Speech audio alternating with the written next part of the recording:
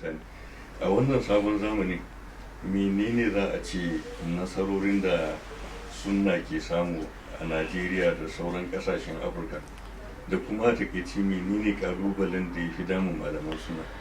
Sunna a Afirka da Najeriya ta riga ta samu nasara. Dama Allah ce huwa allazi arsala rasulahu bil huda wa dinil haqq li yuzhirahu ala dini kullihi wa law karihal kafirun. Wato Allah madaukin sarki ya kaddara, ya riga ya zartar. Wani wurin ma ya ce wa kafa billahi shahida. Allah ya riga ya turo manzansa annabinsa da shari'a da addini na gaskiya. Addini shine addinin musulunci, shari'ar ita ce sunna ta annabi Muhammad sallallahu alaihi wasallam. Kuma sai ya fifita wannan addini da wannan shari'a akan kowane addini, ko da kuwa kafirai sun yadda ko ba su yadda ba. Allah da kansa ya bada shaida akan wannan. Babu shakka Allah ya tabbatar wa al'ummar duniya nasara ta sunna ta annabi Muhammad sallallahu alaihi wasallam. Yanzu idan ka kalli Najeriya, ka kalli da take da mata ba ruwansu da hijabi, yara ba ruwansu da neman ilimi, banda fitsara ba abin da ake, dattawa ba ruwansu da addini, ballantana sarakuna an mai da su gidan competition na tsafe-tsafe da camfe-camfe. Yau an waye gari wannan duka ya zama tarihi. Sunna ta shiga gidan sarakuna, sunna ta shiga gidan masu mulki, sunna ta shiga kasuwa, sunna ta shiga ko'ina, ba inda babu sunna. Wannan zai nuna maka irin karfi da taimako da Allah madaukin sarki yi wa sunna da masu da'awar sunna a Najeriya. Yanzu idan ka je kamar birnin Kano, wanda da gani ake kamar ma sunna ba za ta shiga ba. Ba zaman ta wani malami na cewa kaga dan izala a Kano to ɗayan uku, wani dan banza ne dai kawai sakare haka. Domin da gidan sarautar Kano, da gidan malantar Kano, da gidan kudin Kano, babu inda ake sunna, duka ba gidajen sunna bane. Yau gidan sarautar Kano ya koma gidan sunna, ko ka yadda ko baka yadda ba haka karatun yake. Yau gidajen masu kudin Kano ya koma gidajen sunna, ko ka yadda ko baka yadda ba haka karatun yake. Yau gidan wato ainihin wato waɗanda manya-manyan malamai a Kano ya koma gidan sunna. Ba wani shehu da ake da shi a Kano da babu ahlus sunna a cikin gidan, kuma suna nan suna isar da sako da sunna ta annabi Muhammad sallallahu alaihi wasallam. Duk inda ka je Najeriya abin da ke faruwa kenan. Wani abu da zai kara baka sha'awa, ka ga da irin abubuwan da ake a hubbare na shirka da zuwa ana ainihin wato yin abubuwa da addinin musulunci ya hana. Sai gashi Allah ya kawo mai alfarma sarkin musulmi da kansa ya kafa kwamiti da za a sa ido a tabbatar da irin wayannan bidiyoyi da wayannan shirka da ake yi a hubbare an yaye su. Wa yake taba tunanin wannan zai faru? A da idan ka je Gwandu zaka sha mamaki, zaka ga yadda ake tafiya aikin hajji haka ake zuwa Gwandu domin ziyartar kabarin Shehu Abdullahi. Gashi nan an gyara, an yi shi kamar ɗakin Ka'aba, har da riga irin ta ɗakin Ka'aba. Na gani da ido na, ba labari nake ba. Allah rama Nasir Gwandu ya kai ne. An ba da filin da ake yin dawafi, akwai Hajar al-Aswad, akwai makaman Ibrahim, akwai komi. Haka za a ɗebo mutane daga ko ina a Najeriya su taho, motoci kullum ba sa yankewa. Yara su shiga gona kawai su ɗebo ciyawa, a zo a saida wa fulatani, a ce wannan ciyawa ta gonar annabi ce, shi kuma ya karɓa ya biya kuɗi ya je ya aje a gida. In bai da lafiya a rinka jikawa ana sha, idan waye ba kaza ana neman tubarraki, jariri a jika a bashi, ba san ciyawar mecece ba. Irin wannan sakarci da wannan abubuwa duk Allah madaukin sarki ya kawo ƙarshen su a sanadiyar da'awa da wa'azuzzuka da maluma na sunna suke a Najeriya. Yau hijabi ya koma ado da ban sha'awa. Matan gwamnoni ga sunan za ka gansu suna sanya hijabi. Ka je ka ga matar gwamnan jihar Gombe ga yadda take sa hijabi daga sama har ƙasa. Je ka ga matar gwamnan jihar Jigawa yadda take sa hijabi har ƙasa. Na ba da misali ne kawai, ba su kaɗai ba, sauran matan gwamnonin ma da daman su haka suke yanzu. To idan matar gwamna za ta sa hijabi, wa ta saura a Najeriya da ba za ta sanya hijabi ba? Wannan shine abin da zai baka sha'awa. Shugaban kasar Najeriya Esa zaka ganta a cikin hijabi, ko kwanan nan ta zo ta gaida shugaba Sheikh Balalau da hijabi daga sama har ƙasa. Wannan shi ke nuna maka cewa sunna ta shiga ina, ta shiga ko ina, babu inda sunna bata shiga ba. Da ɗan zala zagin su ake ana masu sallar tsakar rana, wai saboda muna yin sallah karfe 1. Yau abin da zai baka mamaki, sai ka je masallacin yan bidiya ka gana sallah karfe 12:50, ba ma jira karfe 1 ta yi ba. Wanda da an yi rigima a Kano, har gaban sarkin Kano an je akan ba zai yiwu ba a yi sallar tsakar rana, wai an yi sallah karfe 1. Wannan zai iya sa kiyama ta tsaya ko kuma sama ta ruguzo. Wannan duka ya zama tarihi a halin yanzu.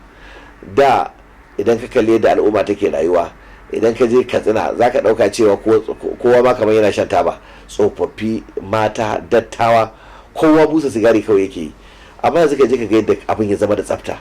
Ba za a rasa har yanzu waɗanda suna yin ba, amma in ka kwatanta da adadin da ake yi da, ba sai an gaya maka su shiga ko Musa Hassan Katsina Allah ya ba su nasara wajen wato kawo gyara da canji a cikin irin waɗannan yanayin ba. ka kalli yadda al'umma suke tafiya aikin hajji. Yanzu ana magana aikin hajji bana kujera ta kai wajen miliyan kaza, wajen miliyan 8 da wani abu, amma har yanzu bayan Allah saboda an koya musu addini sun gane sunna, mutum zai sai da masararsa ko shinkafarsa da ya noma ya tattara ya biya sai ya je ya sauke farali da Allah madaukin sarki ya dora masa. Da masallatai ba inda zaka je ka gana yin itikafi sai dai a karanta shi a cikin littafi, amma saboda da'awa ta ahlus sunna yanzu ka zagaya kusan ba masallatan da ba a yi mai ba yin itikafi. Da walima an yi aure ba san walima an yi aure ba, amma yanzu ba ma walima ta aure ba, har walima an yi suna da sauran wasu muhimman lamura an raya ta, tana nan ana ta gudanar da ita. Yanzu idan ka je ka wato ainihin Kano ka ce ka kirga zawuyoyi na bid'a da abin nan da majalisai na ahlus sunna, ko ka fara ka kai rantse majalisan ahlus sunna su ne waɗanda suka fi yawa. Ba shi zai baka sha'awa ba hikaya. Akwai wani dattijo ana ce mashi Alhaji Musa dan Sauro, yana zaune a cikin garin Jibiya. Mun je mai wa'azi a Jibiya, dattijon nan ya zo ya zauna, an yi taro iya ganin ka gaba zai makudu arewa dan adam ne. Dattijon nan tunda aka fara wa'azi har gama kuka aiki yake. Ka ce kukan me kake ce godiya wa Allah. Ba mu taɓa tunanin za mu ga irin wannan ba. Me yasa yake faɗin wannan magana? Ya taɓa shiga jamhuriyar Nijar, ana bincike jami'an tsaro sai aka kaset a cikin kayan shi, sai aka ɗauko kaset ɗin aka kunna, sai aka ji wa'azin shi aka Mamur Gumi ne. A sanadiyar wannan aka ɗaure shi a gidan kurkuku shekara 2 saboda an ganshi da kaset ɗin Sheikh Abubakar Mamur Gumi. Yau ka shiga cikin Nijar kusan kowa zama ahlus sunna. Idan za mu shiga wa'azi jami'an tsaro duka, jandarman iko duk inda ka gansu suna kabbara, suna za a je wa'azi, Allah kai ku lafiya, da ku lafiya. Kai ba wannan ba, mun je za mu yi wa'azi a zamanin abinda Muhammad Yusuf yana shugaban Nijar, matarsa daga gidan shugaban kasa ake gasa raguna ana fidduwa ana kawo a filin wa'azi. Mun kaddamar da kwamitin marayu a birnin Yamai, matarsa ita ce jagoran kaddamar da kwamitin marayu ya za a tallafa wa marayu. Shugaban kasar shi da kansa ya ce yana so a kai masa wa'azin kasa a garinsa Ilela Ummani. Aka ɗau wa'azi na ƙasa da ƙasa da Afirka gaba ɗaya aka je aka kai, shi ya sapotin wannan wa'azi. Ƙasar da aka ga mutum da ƙasar ɗin Abubakar Mamur Gumi kawai aka sanke shi kurkuku, ita ce ta canja ta zama haka. Shugaban ƙasar ta da yanzu Janar Shani, kuna kallo sanda aka zo aka samu matsala aka rasa da za a yi, malaman sunna su ne suka haɗa kan maluma suka jagoranta, aka je aka samu daidaito, har yau gashi wannan matsala ta zama tarihi, ta riga ta wuce. Wanda yake gwada maka irin nasarar da ake samu. Yanzu ga shugaban kasa sabo an yi a Senegal, abinda zai baka sha'awa makarancin alkur'ani ne, wanda yake nuna maka an fara samun canji. Wanda na san sanda muka je Dakar da shugaban Balalau, sati ne muna yawo ba mu ga mace da hijabi ba, sati guda. Ran da na ga mace da hijabi sai da na tambaye ta, baiwar Allah dan Allah ke kuma ina kika samu wannan tarbiyya? Ta ce ita in Nijar ce, ita ma zuwa ta yi. To yanzu ka je ka gani Senegal an fara sanya hijabi, amma duk motar da ka shiga tasi za ka ga dan ko an sa maka ko abin da diwani ko wani hoton Aliyu Harazimi ko wani hoton wane ne, amma ga mata ko hijabi ba su iya sakawa ba. Yanzu suna ta riga ta shiga wannan wuri.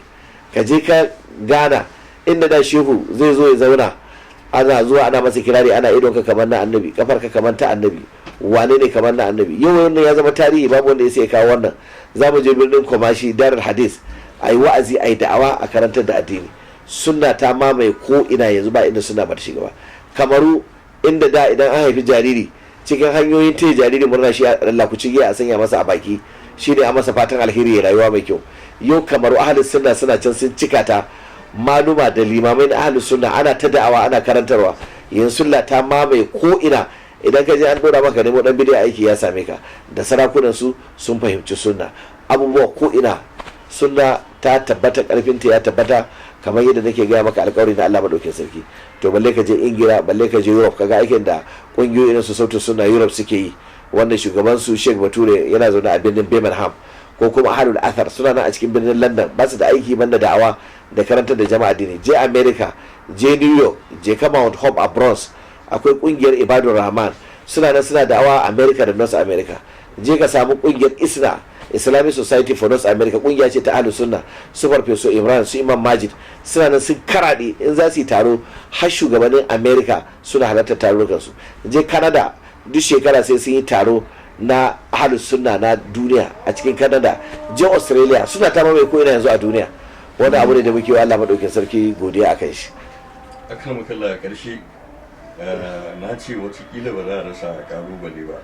Abubuwa wani lokacin suna rincaɓewa, malam har kuke cewa kai wannan al'amari an yi muna tsoron ba kayan kuwa ke. Babban kalubalen ahlus sunna shine haɗin kan malaman sunna, shine babban kalubalen ahlus sunna. Idan malaman sunna suka haɗa kansu, dan sauran aikin da ya ƙare sawa ne kawai za a yi. Wannan abu ne da yake da muhimmanci, domin idan kan malaman ahlus sunna suka haɗu, to sauran ahlus sunna za su haɗu gaba ɗayansu. Yanzu ahlus sunna aka ce sun haɗa kansu, to komai ma ya ƙare. Ba ƙasar da Afirka idan ahlus sunna suka haɗa kansu ba za su iya kawo gwamnatin ƙasar ba. Kenan wannan shekin na maka haɗin kan ahlus sunna abu ne mai muhimmanci. Amma 'yan siyasa suna nan, munafukai suna nan, maƙiya Allah suna nan, suna ta zagon ƙasa. Duk wanda ya wasa kaɗan sai a yi amfani da shi. Saboda haka babban ƙalubalen mu shine duk wanda muka ga za a kwashe shi a amfani da shi, to a bi shi a masa nasiha, a gyara shi, a samu da za a haɗa kan ahlus sunna. Kuma haɗa kan nasu akan sunna za a haɗa kansu. Shine ma'ana wa atasimu bi hablillahi jami'an wala tafarraqu, a haɗa su akan hablillah. To da ahlus sunna sun samu wannan, to duk sauran challenge nasu mai sauki ne.